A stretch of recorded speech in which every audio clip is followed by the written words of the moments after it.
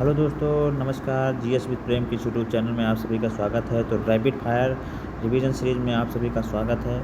जी हाँ, हमने प्राचीन इतिहास के रैपिड फायर सीरीज़ में 3 वीडियो में कम से कम 500 प्लस क्वेश्चनों को हमने यहाँ पर डिस्कस किया है और आज हम मध्यकालीन इतिहास से शुरुआत करेंगे आपकी। जी हाँ, प्राचीन इतिहास अब हमारे प्लेलिस्ट में जाके देख सकते हैं। प्राचीन इतिहास के जो थ्योरी सेगमेंट है उसे भी और साथ ही साथ रैपिड फायर के माध्यम से जितने भी PYQ क्वेश्चन हैं यहाँ पर हम आपको हमने डिस्कस किया है।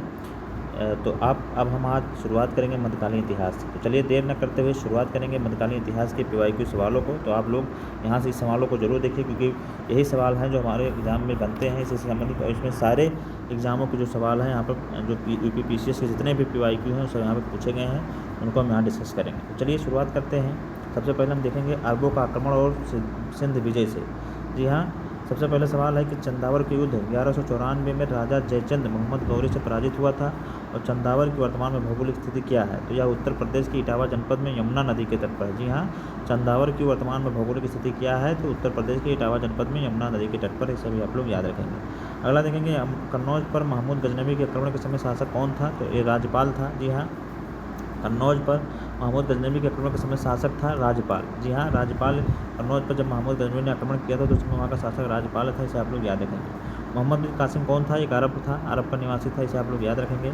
महमूद गजनवी का दरबारी इतिहासकार कौन था? तो ये उतबी था। जी हाँ, महमूद गजनवी का दरबारी इतिहासकार कौन था? उतबी था। इसे आप लोग याद रखेंगे। अगला देखेंगे सोमनाथ पर महमूद गजनवी, जी हाँ, जिसे गजनी भी कहा जाता है, आक्रमण के समय चालुक्य और सोलंकी वंश का गुजरात में शासक कौन था? तो यहाँ पर भीम थे। जी हाँ, सोमनाथ पर जब महमूद गजनवी ने आक्रमण किया था तो उस समय चालुक्य और सोलंकी वंश के गुजरात में शासक कौन था? तो यहाँ पर भीम थे। इसे भी आप लोग याद रखें। दिल्ली का प्रथम मुस्लिम शासक कौन था? कुतुबुद्दीन ऐबक था। जी हाँ, दिल्ली का प्रथम मुस्लिम शासक कुतुबुद्दीन ऐबक था। इसे आप लोग याद रखेंगे। एक घटना एक परिणाम रहित विजय कथन आधुनिक इतिहास के अरबों द्वारा सिंध विजय पर किसके संदर्भ में है? तो यह इसे लेनपुल ने कहा था। जी हाँ, लेनपुल ने कहा था एक घटना एक परिणाम रहित विजय है। यह जो है लेनपुल का कथन है। अगला देखेंगे गजनी राजवंश का संस्थापक कौन था? तो अलतगीन था। जी हाँ, गजनी राजवंश का संस्थापक कौन था? अलतगीन था। अगला हम लोग देखेंगे मोहम्मद गौरी का आक्रमण और दिल्ली सल्तनत की स्थापना की। अब हम देखेंगे यहाँ से उससे संबंधित जितने सवाल बनते हैं उनके बारे में देखेंगे।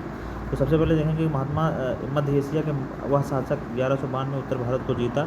कौन जीता था? शहाबुद्दीन मोहम्मद गौरी। जी हाँ, मध्य एशिया का वह शासक जिसने 1192 में उत्तर भारत को जीता था, शहाबुद्दीन मोहम्मद गौरी ने। वह युद्ध जिसमें भारत मुस्लिम शक्ति की स्थापना हुई थी, तो यह तराइन का युद्ध था। जी हाँ, तराइन का युद्ध जैसे कि आप लोग जानते हैं, तराइन का युद्ध मोहम्मद गौरी और पृथ्वीराज के बीच वहीं से ही जो है ये हमारी मुस्लिम शक्ति की स्थापित हुई थी। वह शासक जो पृथ्वीराज चौहान के नाम से प्रसिद्ध है, पृथ्वीराज तृतीय और अड़ोराज तृतीय के नाम से है प्रसिद्ध है। भारतीय गौरव यश का अंतिम सूर्य किसके लिए प्रयुक्त हुआ? तो पृथ्वीराज के लिए प्रयुक्त हुआ। इसे आप लोग याद रखेंगे। मोहम्मद गौरी का वहदास जिसने बंगाल और बिहार पर विजय प्राप्त की, तो बख्तियार खिलजी ने। जी हाँ, मोहम्मद गौरी का वहदास जिसने बंगाल और बिहार पर विजय प्राप्त की कौन था? बख्तियार खिलजी था।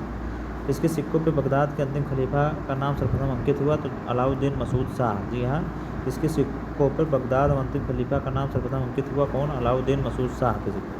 भारतीय इतिहास में सल्तनत काल के नाम से जाने वाला काल कौन सा था? 1206 से लेकर 1526 तक। जी हाँ, भारतीय इतिहास में सल्तनत काल को है 1206 से, जी हाँ, 1206 में कुतुबुद्दीन ऐबक ने इसकी स्थापना की थी। वहीं से लेकर 1526 जी हाँ इब्राहिम लोदी, जी हाँ, इब्राहिम लोदी की मृत्यु तक यह सल्तनत काल माना जाता है। दिल्ली का प्रथम सुल्तान जो युद्ध में लड़ता हुआ मारा गया था, तो ये इब्राहिम लोदी था। जी हाँ, जिसे बाबर ने हराया था। आप लोग इसे याद रखेंगे। अब हम यहाँ गुलाम वंश में देखेंगे। गुलाम वंश में स्लैब डेंसिटी में देखेंगे। तो सबसे पहले देखेंगे कुतुबुद्दीन ऐबक को सुल्तान की पदवी किसने प्रदान की थी? तो इसे गयासुद्दीन मोहम्मद ने। जी हाँ, कुतुबुद्दीन को सुल्तान की पदवी किसने प्रदान की? गयासुद्दीन मोहम्मद ने। इल्तुतमिश उसके उत्तराधिकारी के बारे में देखेंगे। सिक्कों पर टकसाल का नाम लिखने की परंपरा भारत में किसने शुरू की थी? तो इल्तुतमिश ने शुरू की थी। जी हाँ, सिक्कों पर टकसाल का नाम लिखने की परंपरा किसने शुरू की? इल्तुतमिश ने की। मंगोल आक्रमणकारी चंगेज खां भारत की उत्तर पश्चिम सीमा किसके काल में आया था? तो इल्तुतमिश के काल में आया था। गुलामों का गुलाम किसे कहा गया है? इल्तुतमिश को कहा गया है। भारत का वह मध्यकालीन इतिहास एकता व्यवस्था प्रारंभ किसने की थी? तो इल्तुतमिश ने की थी। इसे भी आप लोग याद रखेंगे। अगला हम अब बलबन के उसके उत्तराधिकारी के बारे में पढ़ेंगे। तो बलबन के राजत्व सिद्धांत को दिल्ली सल्तनत के शासक को पुनः स्थापित किसने किया था? तो इसे अलाउद्दीन खिलजी ने किया था। दिल्ली का प्रथम शासक जिसने दरबार और गैर इस्लामी प्रथाओं का प्रचलन प्रारंभ किया, किसने किया था? तो बलबन ने किया था। रक्त और लौह की नीति में विश्वास कौन करता था? वह बलबन करता था। जी हाँ, बलबन से संबंधित सवाल थे। अब अगला हम लोग देखेंगे कि बलबन के काल में विद्रोह करने वाला बंगाल का गवर्नर कौन था, तो ये तुगरिल खां था। जी हाँ, बलबन के काल में विद्रोह करने वाला बंगाल का गवर्नर कौन था, तुगरिल खां था। वह सुल्तान जिसने गढ़मुक्तेश्वर की मस्जिद की दीवारों पर अपने शिलालेख स्वयं को खलीफा का सहायक कहा था, तो ये बलबन था। जी हाँ, वह सुल्तान जिसने गढ़मुक्तेश्वर की मस्जिद की दीवारों पर अपने शिलालेख से स्वयं को खलीफा कहा था, ये बलबन था। सुल्तान जिसने पूरा 1 वर्ष मेओ के दमन और दिल्ली के निकटवर्ती जंगल कटवाने में समर्पित कर दिया, तो यह भी बलबन ही था। जिसे आप लोग याद रखें। ये बलबन से संबंधित कुछ सवाल थे जिनको हमने डिस्कस किया। अब हम प्रवेश करेंगे खिलजी वंश में। जी हाँ, अब खिलजी वंश के बारे में हम यहाँ चर्चा करेंगे। तो खिलजी वंश का पहला सवाल है कि सुल्तान जिसने साम्राज्य की सीमाओं की सुरक्षा हेतु एक विशेष सेना को नियुक्त किया कौन था, तो अलाउद्दीन खिलजी था। अलाउद्दीन खिलजी की विजयों को कालक्रमानुसार व्यवस्थित कीजिए। तो सबसे पहले इसने गुजरात, फिर रणथंभौर, फिर चित्तौड़, फिर वारंगल। तो ये इनका कालक्रम है इनके विजय का। गुजरात, रणथंभौर, चित्तौड़ और वारंगल, इस तरह उसने इस पर जो विजयों का जो कालक्रम था उसको हमने यहाँ व्यवस्थित कर दिया। अगला देखेंगे दिल्ली के सुल्तान जिसने उत्पादन और उपज का 50% भू राजस्व के रूप में वसूला था, तो अलाउद्दीन खिलजी था। जी हाँ, दिल्ली का वह सुल्तान जिसने उत्पादन और उपज का 50% भू राजस्व के रूप में किसने वसूला था, अलाउद्दीन खिलजी ने वसूला था। 1303 में काकतीय शासकों की सेना ने किसकी सेना को वारंगल में परास्त किया, तो अलाउद्दीन खिलजी। घड़ी और गृहकर लगाने वाला दिल्ली का प्रथम सुल्तान कौन था, तो यह भी अलाउद्दीन खिलजी ही था। जी हाँ, घड़ी और गृहकर लगाने वाला। 1306 में 1300 ईस्वी सन के बाद अलाउद्दीन खिलजी के समय में दिल्ली के सुल्तान तथा मंगोल के बीच सीमा थी सिंधु की। जी हाँ, इसे भी आप लोग याद रखेंगे। सरकी सुल्तानों के शासनकाल में वह स्थान जिसने पूर्व का सिराज कहा जाता है, तो जौनपुर। अलाउद्दीन खिलजी के सेनाध्यक्षों में तुगलक वंश का प्रथम सुल्तान कौन था, तो एक गाजी मलिक था। जी हाँ, अलाउद्दीन खिलजी के सेनाध्यक्षों में से तुगलक वंश का प्रथम सुल्तान कौन था, गाजी मलिक था। दिल्ली सल्तनत की कुलीनता प्रमुख रूप से बनी थी तुर्क से। जी हाँ, दिल्ली सल्तनत की कुलीनता किससे बनी थी, तुर्क से बनी थी, इसे आप लोग याद रखेंगे।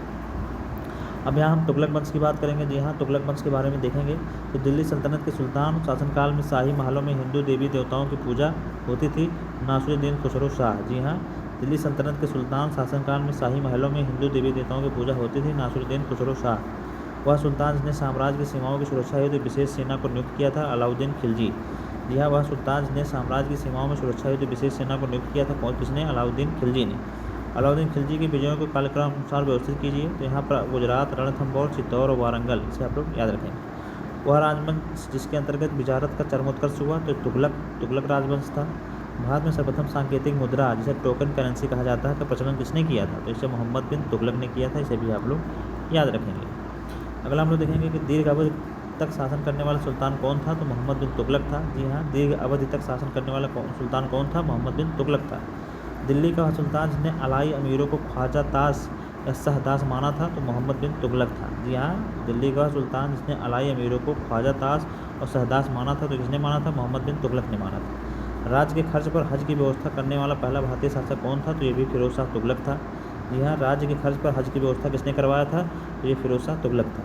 दिल्ली का सुल्तान जिसने एक रोजगार कार्यालय, एक दीवान खैरात और एक दारुल सफ़ा की स्थापना की थी, फिरोज शाह तुगलक ने। जी हाँ, बहुत इंपॉर्टेंट क्वेश्चन है। एक रोजगार कार्यालय, एक दीवान खैरात तथा दारुल सफ़ा की स्थापना किसने की थी, फिरोज शाह तुगलक ने। सर्व कर किसने लगाया था, ये सिंचाई का कर था। जी हाँ, सर्व कर जो है सिंचाई का कर था, इसे लगाया गया था। दिल्ली का सुल्तान जिसने एक अनुवाद विभाग की स्थापना की थी, इसमें दोनों संप्रदायों के लोगों के द्वारा एक दूसरे के विचारों की समझ बेहतर हो सके, फिरोज तुगलक के द्वारा। जी हाँ, फिरोज शाह तुगलक के द्वारा। जौनपुर की स्थापना किसके द्वारा की गई, फिरोज शाह तुगलक के द्वारा की गई। दिल्ली के ब्राह्मणों पर जजिया कर लगाने वाला सुल्तान कौन था, फिरोज शाह तुगलक था।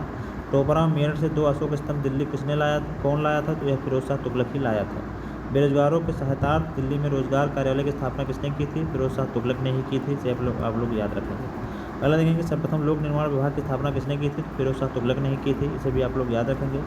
तैमूर ने भारत पर आक्रमण किया और दिल्ली को लूटा नासिरुद्दीन महमूद के काल में। जी हाँ, तैमूर ने भारत पर आक्रमण किया, जैसा कि आप लोग जानते हैं 1398 के लगभग।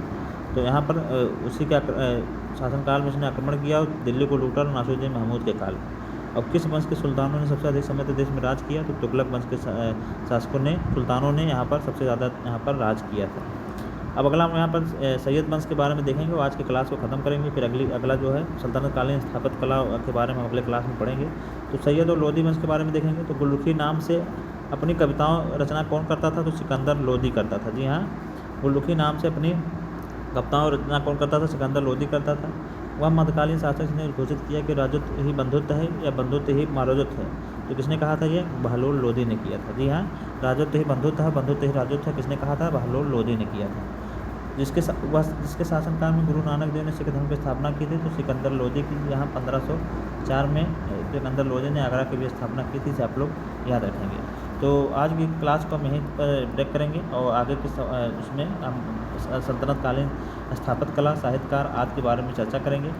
तो आपको क्लास कैसी लग रही है आप लोग जरूर बताएं। रैपिड फायर के माध्यम से यहाँ हम PYQ जितने भी PCS आयोग से जितने सवाल पूछे गए हैं, तो वहाँ हम इसको डिस्कस कर रहे हैं। और ये हमारा मध्यकालीन इतिहास का PYQ YCT टेस्ट सीरीज़ है। तो आप लोग हमारे इस चैनल से जुड़ें और ज़्यादा से ज़्यादा लोगों को शेयर करें। यहाँ से हम 3 से 4 वीडियो में आपको लगभग 400 से 500 क्वेश्चनों की टेस्ट सीरीज़ जो है आपको कवर करा देंगे PYQ। तो आप लोग हमारे से जुड़े, वैसे ही टॉपिक वाइज हम धीरे धीरे सभी सब्जेक्टों की जो है आप लोगों को PYQ उपलब्ध कराएंगे। तो आप लोग हमारे इस चैनल से बने रहें, लोगों को शेयर करें ज़्यादा से ज़्यादा। हमारे वीडियो पाने के लिए डेली हमारे चैनल को सब्सक्राइब करें और लोगों को शेयर भी करें। चलिए फिर हम मिलेंगे एक नई वीडियो में, तब तक पढ़ते रहिए, स्वस्थ रहिए। नमस्कार, जय हिंद।